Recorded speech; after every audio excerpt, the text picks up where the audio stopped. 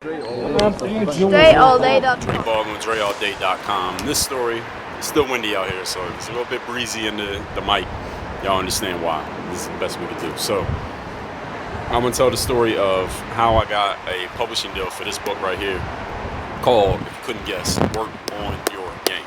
Now, to date, I've written 27 books. Book 28 is done. We are working on just the design and all that stuff for it. It's not out yet. In book 29, we're about to get to finishing working on that one. But anyway, at the time that I ended up getting a publishing deal for this book, a lot of people ask about writing books and how can I get a publishing deal and things like that. So I'm gonna tell you how I got my publishing deal. So in 2017, which is when I actually got this contract, I was looking to do some speaking gigs. I still do speaking gigs to this day. We when speaking gigs are out right now, we've been able to. But I had already written like 20 or 22 books at this time. I was just about to put out the mental workbook at the time that I ended up getting a deal. So I had this woman named Marlene. Shout out to Marlene. She was basically working as my assistant. She was, getting me speaking gigs. She was reaching out to events and filling out the forms and whatever kind of event we were going to go to. So this event had reached out to me probably in like November, maybe 2016. And they said, well, congratulations, Mr. Baldwin. You've been chosen to come speak at this conference. So they sent me that message. You've been chosen to speak at the conference. Now, at this time, I'm doing paid speaking gigs. I had worked my way up to where I could charge to speak. I've done a lot of stuff for free. I worked my way up to where I could charge to speak. And they're telling me you've been chosen to speak. So I write the woman back. And I say to her, all right, well, I appreciate it. Do you all have a budget to pay your speakers? So they didn't say anything about it in the email. Usually they're going to pay you, they'll say it in the email, or if they come to you, you get them the price. But they hadn't come to me.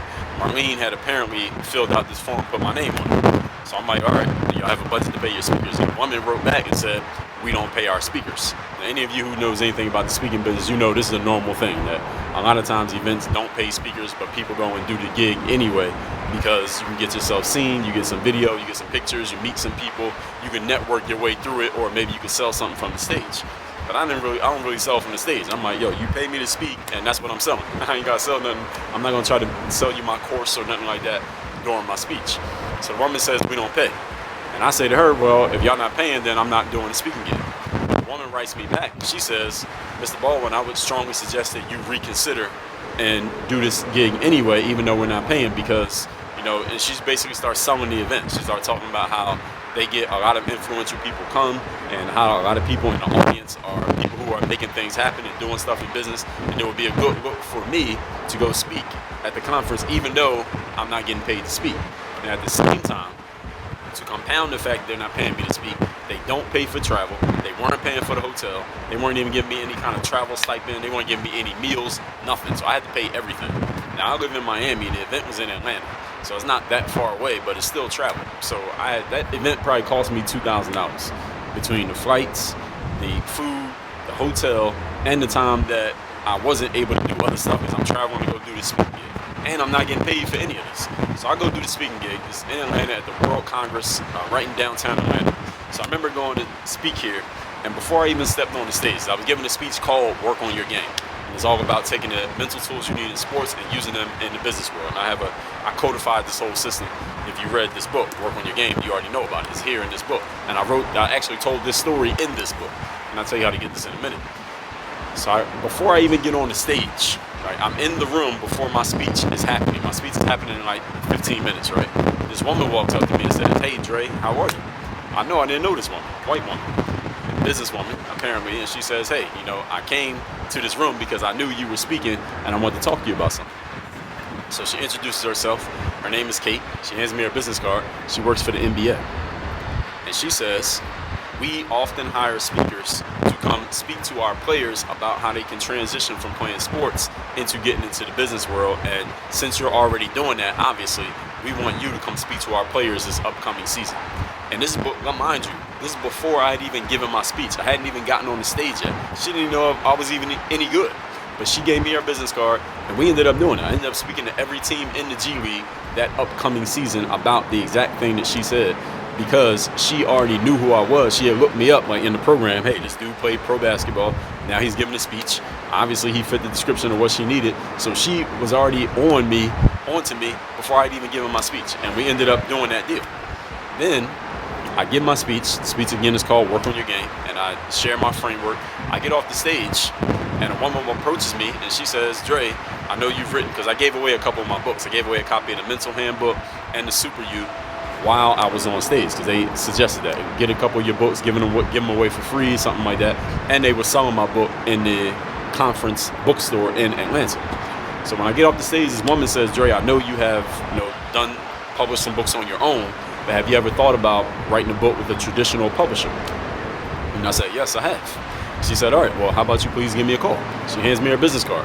She works for a traditional publisher that's based in Madison Square Garden in Manhattan, and they were the company that ended up publishing this book, Work on Your Game.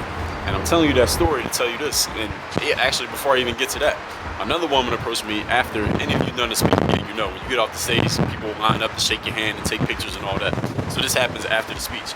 So this other woman comes up to me and says, Dre, I work for the NCAA, and we need speakers to come in and talk to our sales team and stuff like that. Would you be interested in doing something like that? So she gave me her information, and I ended up following up with her. So this stuff all happened as a result of me going and doing a speaking gig for free and investing a couple $1,000s of my own money just to go do that. And understand, I made way more than that back on the back end because I was willing to do that. And I almost didn't do it. Now, I told you the story. I almost didn't do it, but because I was willing to invest in myself. So this is something that I want you to keep in mind, that sometimes when you're trying to get on, especially if you're in any type of subjective field, or almost everything is subjective. So when you're talking about sports, business, when you're in the speaking world, if you're in the music or entertainment industry, where you get asked to go do a promo show or go do this photo shoot, you're not going to get paid. Or go do this speaking gig, they're not going to pay you. You got to spend your own money. Go to this exposure camp or go do this thing or that thing, and you ain't making no money for doing it, but you get quote unquote exposure. Sometimes people are doing that and it's some bullshit, but sometimes they do it and it can be a great opportunity for yourself. So you got to be able to discern where is that great opportunity, how you going to get seen. So the question may be then, well, Dre, how do I know? How do I know what to say yes to and what to say no to? My answer to the question is, if I was giving advice to my younger self, based on the story that I just told you, is say yes to every opportunity until your calendar is so booked that you got to start saying no. Simple as that. Just keep saying yes to every opportunity. Get yourself seen. Go make friends. Get yourself known. Get the word out there about whatever it is you're doing. Do your photo shoots. Play your music. Do your performance. Show your game. Whatever it happens to be. Because you never know who might be in that crowd listening to you or hearing you or watching you that one time you decide to put yourself out there. So say yes to everything. That's the advice that I give you. So if you haven't read this book, or you didn't know about it, go to workonyourgamebook.com. It's the title of the book, workonyourgamebook.com or workonyourgame.com or dreallday.com. We got all the domains. You can get this book, workonyourgamebook.com, hardcover book, 250 pages. The entire Work on Your Game framework is covered in here. So that's the story of how I got a traditional publishing deal. And again, I wasn't shopping myself for a publishing deal. I wasn't looking around for a book agent.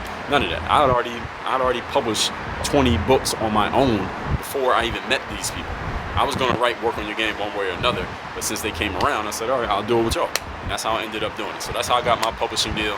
A lot of other people got other stories how they got their publishing deals, but that's the game. Sometimes you just got to keep putting yourself out there, and then one time you get lucky, but you got to be in the game. You're not active. How is that going to happen? Work on your game. Dre, all